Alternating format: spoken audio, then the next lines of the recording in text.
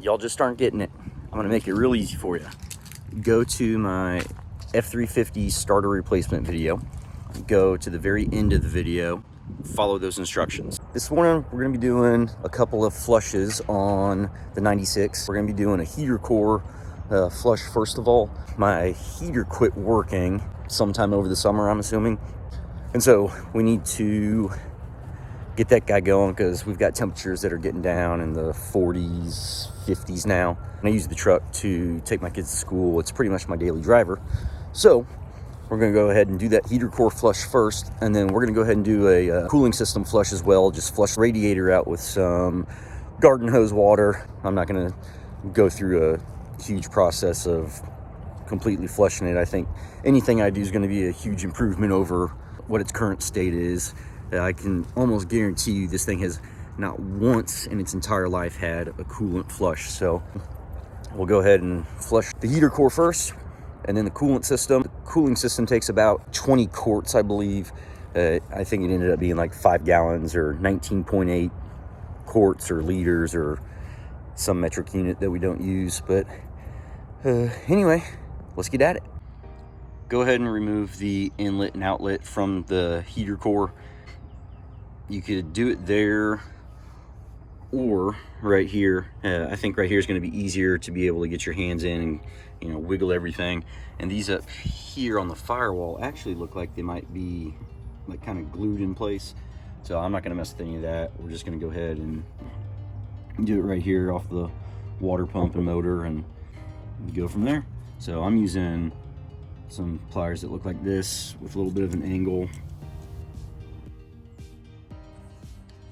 Now with those 2 clamps pulled back, you can go ahead and start wiggling these guys free.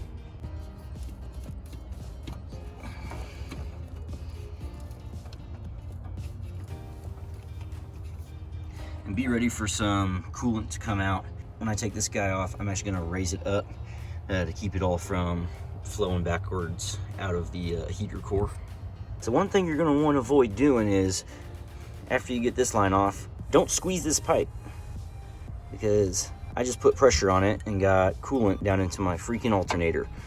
So I'm gonna let this thing sit for a while before I even think about firing it up, but just something to look out for. The second side is really on there, so I'm gonna take these pliers to try to get it to wiggle a little bit and maybe wiggle it off. So that might be of use to you. So we got both the hoses off, just kind of propped up here right now.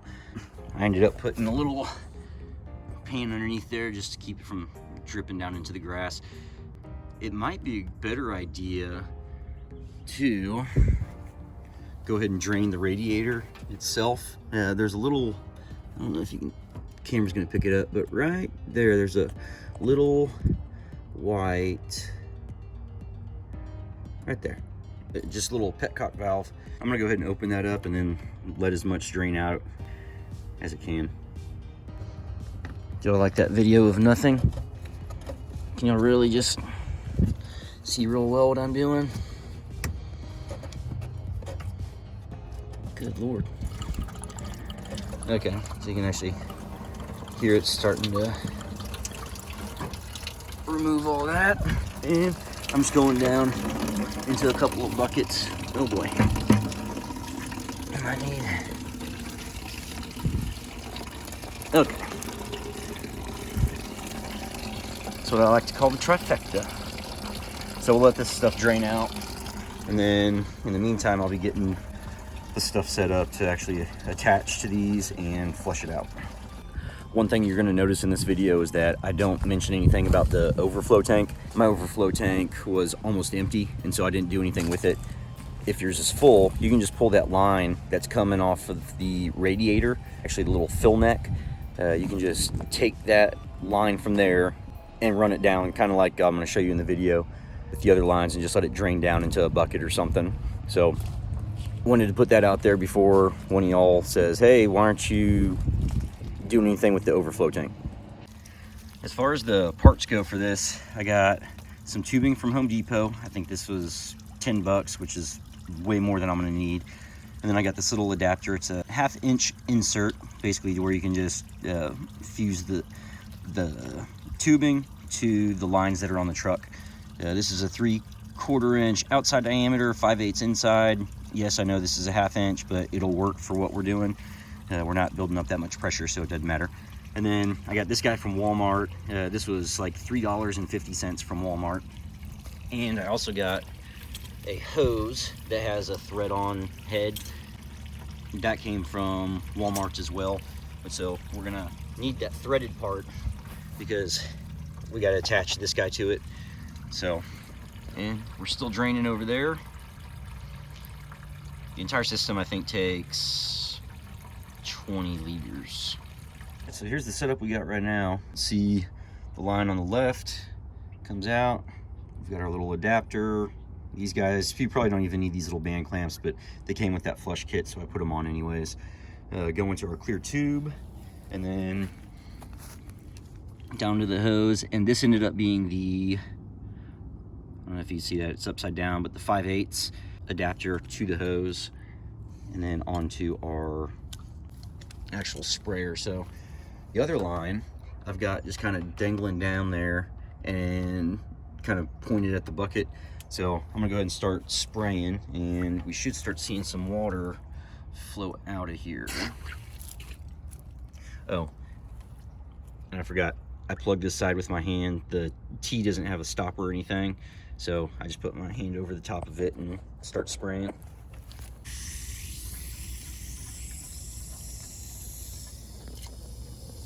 Yep.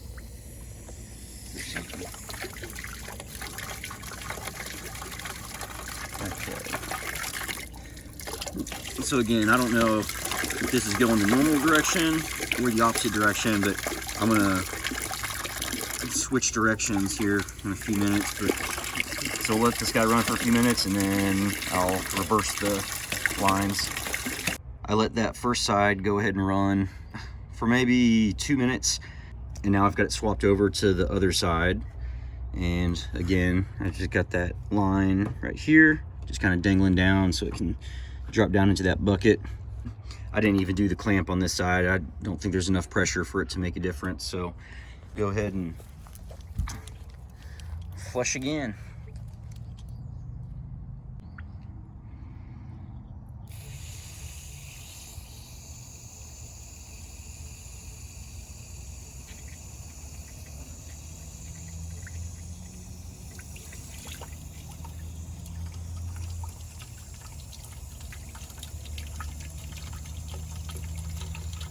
Let it run until you're not seeing any brown coming out in it. And now that you got that all done, just go ahead and reconnect the hoses back to the way that they were when you pulled them off. All right, guys, we've already done the heater core flush on the 1996 Ford F-350 with the 460 or the 7.5 liter. Now we're gonna go ahead and do a coolant flush on the radiator and the whole cooling system. So I bought a few things for that, and we'll get this thing flushed. I think five of those guys adds up to 18.9.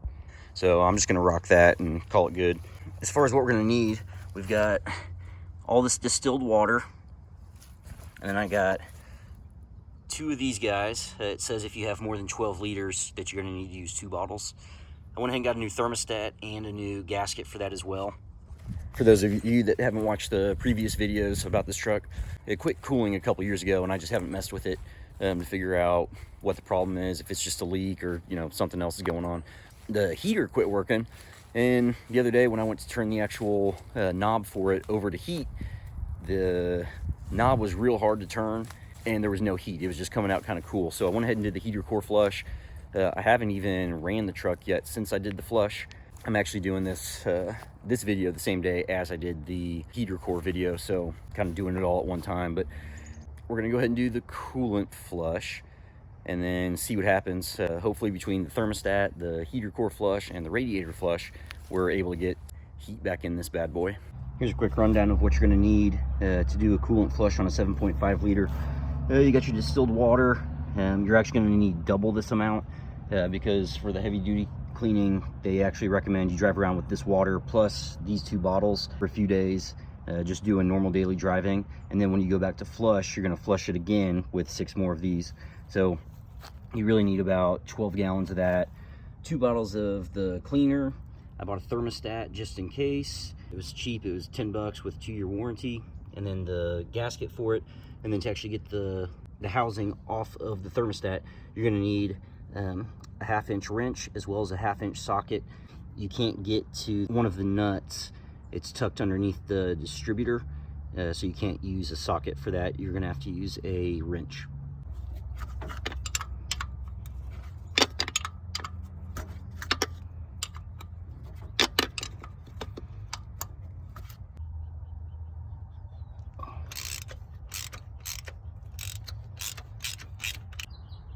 So when you go to pull this thing up, after you get those 2 nuts undone, make sure that none of this little shit like this leaf right here, little debris, you know, this old gasket that was on here, it was a liquid gasket.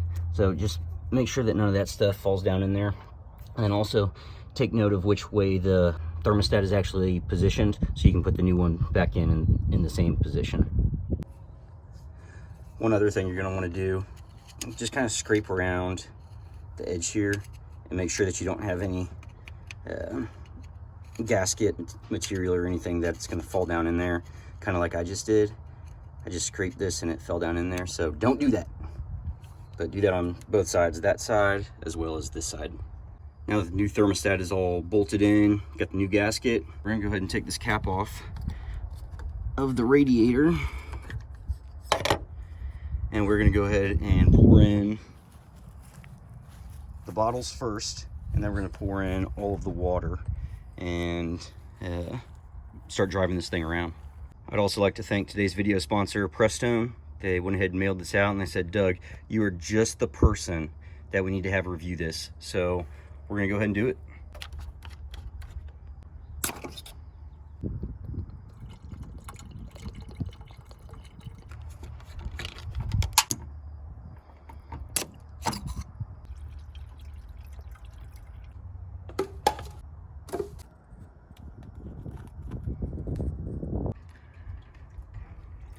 So with our 6 bottles, we're actually going to be a little bit over. So this is what I like to do. I like to just spill it over the sides like that. And then that way I can pour in all 6, but I know that I'm actually not going to put in too much. So just pour it over the sides a little bit. It's great. Using a funnel would make too much sense right here. Got to get the splash.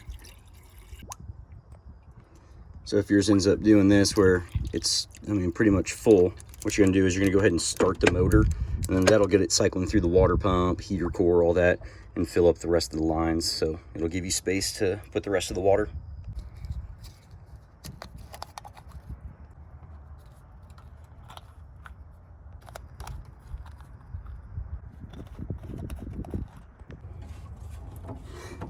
This is a cold start on a 1996 Ford F-350.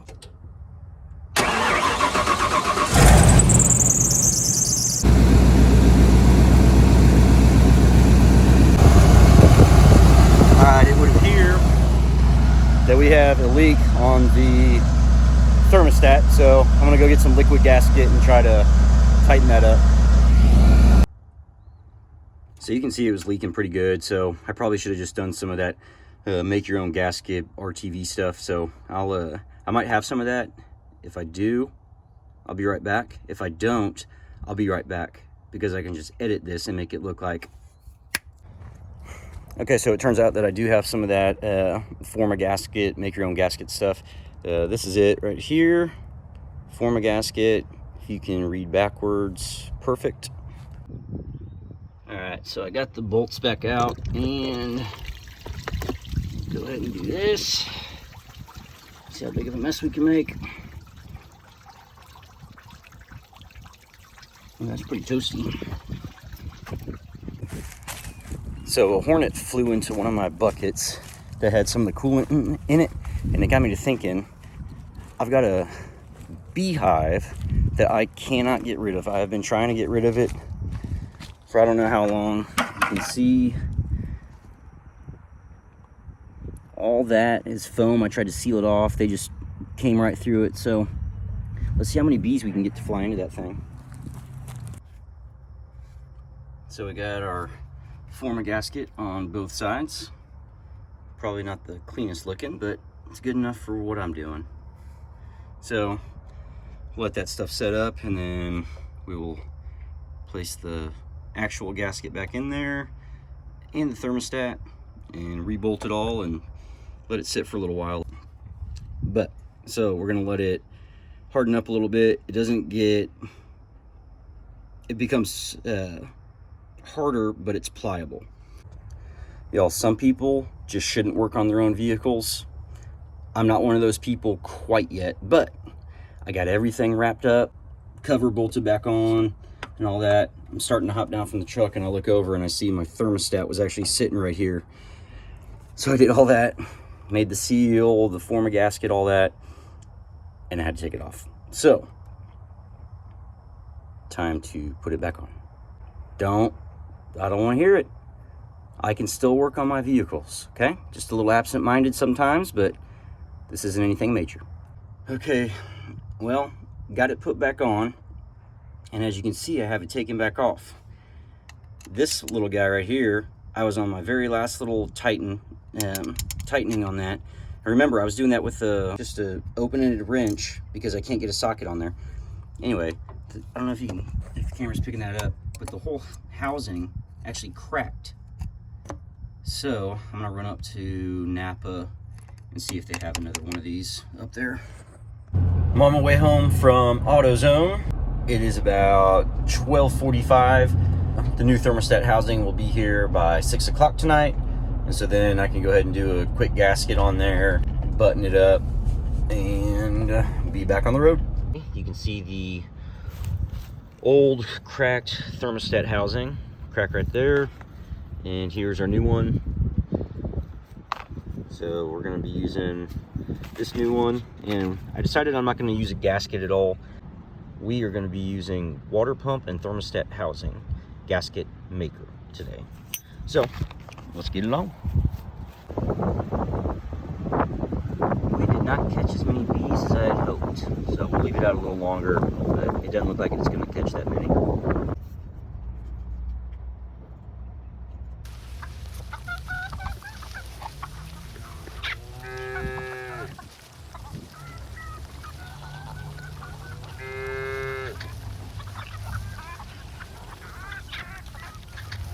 Look at that, I remembered the thermostat today. It's gonna be a great day.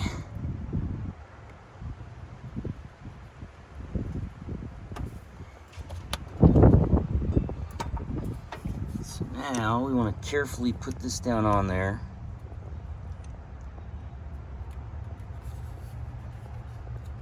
And it says to just finger tighten at first and then come back an hour later and fully tighten it down. So I'm gonna set the camera down while I do that. Now that it's on there finger tight, you can see some of the gasket coming out the sides. I'm gonna leave that, and then we're gonna come back in about an hour and torque them back down. I think it's between 9 and 12 foot-pounds is what I looked up, you know, because I cracked the other housing. So now we wait. While we're waiting for that to dry, I wanted to let y'all know exciting stuff's coming to the channel. I ordered some stuff to maybe raise the truck up a little bit, maybe make it look a little nicer, you know, more freedom, that kind of stuff. So make sure to subscribe to the channel, and we'll have some interesting content coming up for this little beauty right here. Got a little teaser for you here. Some of that stuff I was talking about coming up on the channel. Those 2016 Super Duty springs. Got it all tightened down. I was getting ready to close the hood to the truck, and I noticed this little fella hiding out in there. So I'll just grab the screwdriver here, get rid of him so he doesn't get blown up whenever I start this thing up tomorrow. 24 hours later, it has hardened up. Water level, I don't know if it's... Okay, let's go ahead and start her up and see if she leaks.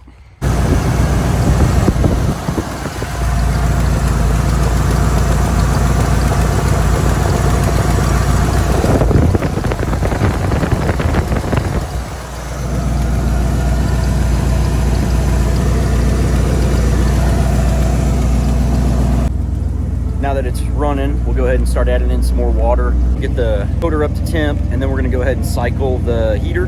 Then we'll go driving around for a couple days, and then we'll drain it all out. We'll actually do some more distilled water through there, flush it again, and then when we're done flushing the second time with distilled water, we will go ahead and add in the actual antifreeze itself,